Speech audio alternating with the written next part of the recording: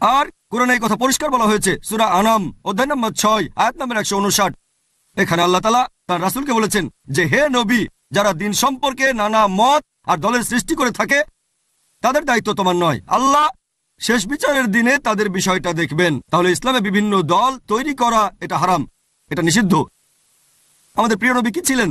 শিয়া ছিলেন নাকি সুন্নি? তিনি কি ছিলেন? আমাদের নবী মুহাম্মদ সাল্লাল্লাহু আলাইহি ওয়াসাল্লাম ছিলেন একজন মুসলিম।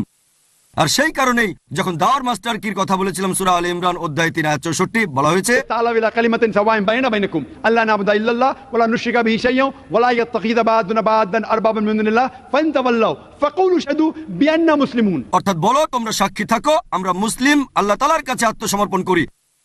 তাহলে মুসলিম হচ্ছে সেই লোক যে আল্লাহ তাআলার কাছে আত্মসমর্পণ করে। আপনার বন্ধুকে বলবেন ইসলাম ধর্মে কোনো রকম বর্ণভেদ নেই, কোনো উপদলও নেই। আর যদি আল্লাহর কাছে কিছু চান, আল্লাহ কোরআনে বলেছেন সূরা ফাতিহা অধ্যায় নম্বর 1 আয়াত নম্বর 5, ইয়াকা না'বুদু ওয়া ইয়াকা নাস্তাইন, আমরা শুধু তোমার ইবাদত করি, শুধু তোমার কাছে সাহায্য চাই। আল্লাহ বলেছেন সূরা গাফির অধ্যায় নম্বর 40 আয়াত নম্বর 60, তোমরা আমাকে ডাকো আমি তোমাদের ডাকে সাড়া দেব। তাহলে যদি আল্লাহর কাছে কিছু চান, সরাসরি তার কাছেই চান, এটাই সবচেয়ে ভালো আর সবচেয়ে লজিক্যাল। আশা করি উত্তরটা পেয়েছেন।